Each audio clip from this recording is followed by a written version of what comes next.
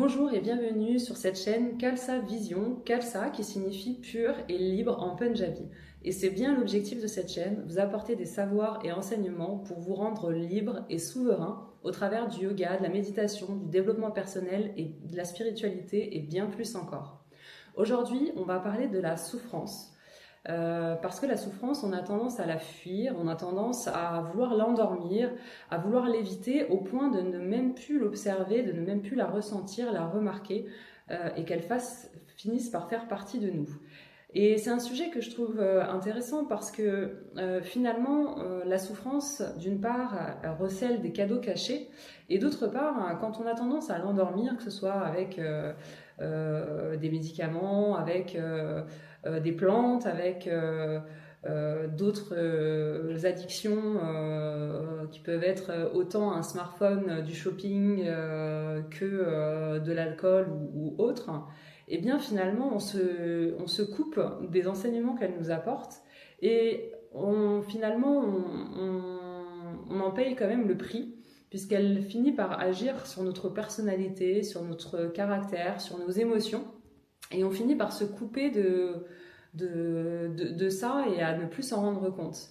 Et c'est vrai que dans cette société, dans la société dans laquelle on vit, il y a cette notion de performance où la souffrance est devenue quelque chose à cacher, à ne pas montrer, en quelque sorte une preuve de faiblesse. Donc on s'efforce de montrer qu'on est heureux, de montrer qu'on est épanoui, qu'on est performant en permanence. Et ça comme effet pervers de finalement créer un effet d'emballement et d'amplifier ce sentiment-là. Donc la corde se tire jusqu'à ce qu'à un moment donné, elle lâche. Et quand elle lâche, souvent, il y a des tsunamis qui se mettent en place. Pourtant, la souffrance, elle fait partie aussi de la vie. Elle nous apporte aussi des prises de conscience. Des forces nouvelles, des enseignements profonds et des reconnexions aussi. Elle nous ouvre des voies et des chemins qu'on n'aurait jamais empruntés. Donc derrière la souffrance, il y a aussi la reliance, il y a aussi des portes ouvertes, il y a aussi des déconstructions de croyances et des ouvertures qui nous sont apportées. Et il y a deux types de souffrance. Il y a la souffrance qui détruit, bien sûr, mais il y a la souffrance qui se transcende. Et là, ça rejoint beaucoup les enseignements de Boris Cyrulnik, qui était un rescapé de la Shoah et qui a beaucoup travaillé sur la résilience et la façon de mettre en place la résilience. Et d'après lui, la souffrance et la façon d'en sortir ne se fait pas seule. Elle demande d'être soutenue. Et quand on n'a pas ce soutien, eh bien, il est nécessaire d'aller le trouver, d'aller le chercher, que ce soit au travers de lectures, au travers de podcasts, comme le podcast Khalsa, par exemple, celui-ci, ou bien d'autres, ou ça peut être au travers d'ateliers, de cercles, de rencontres qui permettent de venir explorer ses émotions, explorer ses expériences de vie partagées, parce que finalement, tout ce qui est partagé, tout ce qui est transmis, permet de créer de l'écho, de la connexion, et de sortir de la solitude dans laquelle la souffrance a tendance à nous enfermer. Parce que oui, une des propriétés de la souffrance, comme de la colère d'ailleurs, et de la tristesse, c'est de nous enfermer dans une bulle d'émotions qui nous coupe des autres registres émotionnels. C'est d'ailleurs pour ça que souvent, lorsqu'une personne choisit de ne plus ressentir parce qu'elle a trop souffert, et de se couper de ses émotions, elle va finalement se couper à la fois des émotions dites négatives, mais elle va aussi se couper des émotions positives, parce qu'on ne peut pas couper une partie des émotions et laisser le reste. Donc le cerveau va tout couper, et donc on va vivre en spectateur, déconnecté des émotions, mais aussi déconnecté du plaisir, déconnecté de la joie, déconnecté de la gratitude, de la reconnaissance. Donc la souffrance, c'est aussi un pont vers d'autres choses, et il y a la souffrance futile qui enferme, qui reste stérile et improductrice, et puis il y a la souffrance, utile, la souffrance qui va nous aider à nous remettre en question, qui va permettre de réviser nos croyances, qui va permettre de nous ouvrir des chemins inattendus, des expériences de vie inattendues qui peut-être nous apporteront beaucoup plus de joie, beaucoup plus de bienfaits que ce qu'on pensait être bon pour nous. Les bouddhistes d'ailleurs, notamment Siddhartha Gautama, le Bouddha, a beaucoup étudié la question puisque ça fait partie des 4 nobles vérités qui sont les piliers du bouddhisme. Et la souffrance est vue comme quelque chose de naturel, comme quelque chose faisant partie inhérente de la vie. Donc l'objectif de la méditation et d'un cheminement spirituel et personnel, c'est pas de retirer toute forme de souffrance pour atteindre une oasis de bien-être, de béatitude, parce que souvent quand on veut atteindre cette absence de souffrance, ça a pour sentiment de porter notre attention sur les moments de souffrance que nous traversons et finalement d'augmenter le sentiment d'être éloigné de cette oasis de paix, de bien-être que l'on recherche. Et Bouddha, justement, enseignait que l'important était d'accepter en fait cette souffrance comme faisant partie inhérente de la vie et de reconnaître, de reconnaître ces souffrances. Donc l'objectif, c'est pas de se dire que la vie n'est que souffrance, mais c'est de se dire que finalement, souffrir est normal, qu'en tant qu'être vivant, on doit s'attendre à souffrir, mais que cette souffrance n'est pas futile, n'est pas vaine, n'est pas inutile, et que ça peut même être un levier très intéressant pour pouvoir découvrir de nouvelles forces, de nouvelles choses et de nouveaux concepts. D'après Lise Bourbeau et les 5 blessures de l'âme, pour ceux qui ont lu son livre, il existe 5 blessures principales qui sont le rejet qui a tendance à créer un sentiment de déception, de solitude, l'abandon, l'humiliation, l'injustice et puis la trahison qui, elles, ont pour conséquence de générer de la honte, de la colère, de la tristesse aussi. Et ces blessures-là finissent par créer en nous des masques qu'on va porter pour se protéger de la revivance, le fait de revivre ces blessures-là. Le problème, c'est que ces masques, même si à un moment donné, ils vont être dus à un processus de survie, à un autre moment donné, ils ne nous protégeront plus et au contraire, ils vont nous empêcher d'avancer, nous empêcher de nous développer et finir par nous apporter plus de méfaits que de bienfaits, plus d'inconvénients que finalement de qualité. Deepak Chopra, lui, a une approche un peu plus mordante, puisque lui, il va partir du principe de l'acceptation radicale.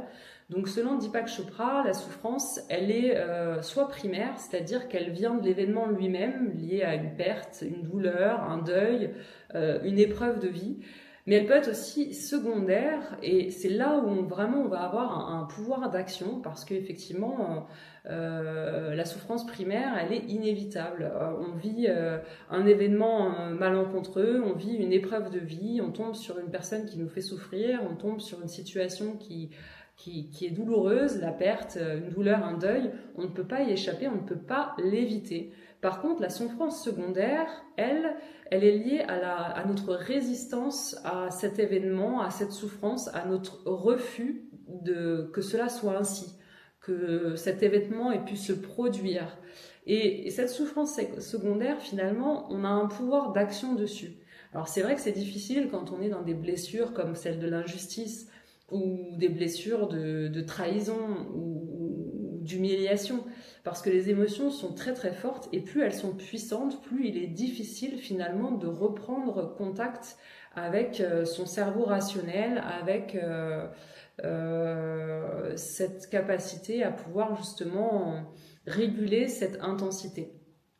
Donc là, j'aimerais vous partager 3 astuces dans cette vidéo qui peuvent vous aider justement si vous avez des moments de souffrance, si vous traversez des choses difficiles ou même si vous avez des douleurs dans le corps qui se manifestent. La première, c'est d'observer cette souffrance et vous pouvez mettre une main dans l'endroit qui vous fait souffrir. Ça peut être la tête, ça peut être le cœur, ça peut être différentes zones de votre corps et puis de donner un nom à cette souffrance. Ça peut être celui que vous souhaitez, mais pas de quelqu'un que vous connaissez, et de parler à cette souffrance et de lui demander qu'est-ce qu'elle a à vous dire, de lui dire que vous êtes à son écoute et que vous souhaitez qu'elle vous indique en fait ce qui serait bon pour elle, ce qui pourrait lui convenir pour justement l'apaiser et l'aider à aller mieux. Et ensuite, bien sûr, de laisser le mystère opérer, d'observer ce qui se passera pour vous dans les prochains jours. Une des autres options que vous pouvez faire, c'est écrire une lettre à votre souffrance et dialoguer avec elle, simplement comme si vous étiez deux personnes, que la souffrance que vous aviez nommée préalablement était une personne, et puis que vous vous adressiez à elle en lui posant les questions que vous avez envie de lui poser.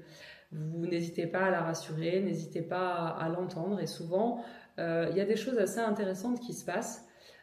N'hésitez pas à lui parler comme si vous étiez un observateur extérieur, c'est-à-dire comme si vous parliez à un ami.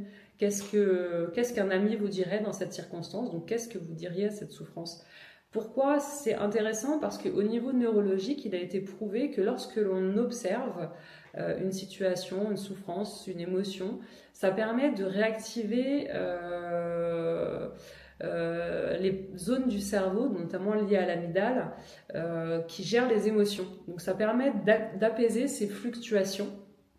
Et enfin, le dernier conseil, le troisième, c'est d'apporter de la compassion, de vous apporter de la compassion, parce que si vous avez vécu de la souffrance, c'est pas une condamnation, c'est pas un jugement, ça veut pas forcément dire que vous l'avez mérité ou pas mérité, parce qu'on peut aussi avoir mérité d'avoir certaines souffrances parce qu'on n'a pas eu une attitude juste ou adaptée, mais ça ne veut pas dire que l'on ne peut pas évoluer avec ça, que l'on doit être condamné et qu'on ne peut pas changer ou évoluer.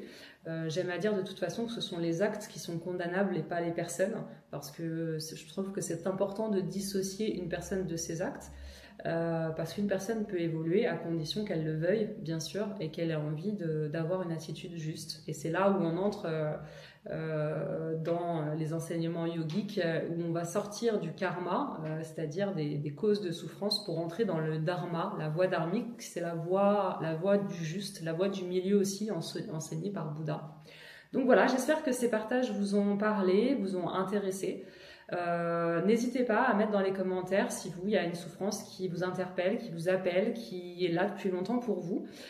Quelle est-elle? À quel masque correspond-elle? Plutôt à l'abandon, à la souffrance, la trahison, le rejet ou l'humiliation. Et puis, qu'est-ce qui a été pour vous une aide? Qu'est-ce qui vous a aidé à pouvoir traverser cette souffrance? Et enfin, qu'est-ce que cette souffrance vous a apporté comme cadeau caché, comme ressource, comme force, que peut-être vous ne voyiez pas à l'époque, mais qu'aujourd'hui, vous avez la possibilité de conscientiser. Voilà, donc j'espère que cette vidéo vous a plu. Pour conclure, ce qu'il faut retenir, c'est que la souffrance n'est pas un échec, c'est un signe que vous êtes vivant, et ça fait partie de la traversée de la vie, et on peut choisir de la traverser avec bienveillance, avec soutien, avec soin, avec attention, et ça nous rend aussi plus humains, plus audacieux, plus courageux, plus téméraires. Enfin, si jamais vous avez envie d'aller plus loin dans l'exploration de vous-même, de vos émotions, de votre spiritualité, de votre conscience, de tout ce que vous pouvez traverser, sachez que chez Kelsa Vision, on met en place des cercles de parole une fois par mois, chaque dernier samedi du mois, de 17h à 19-20h, pour venir explorer ces différentes thématiques. Je vous mets toutes les informations en description de la vidéo.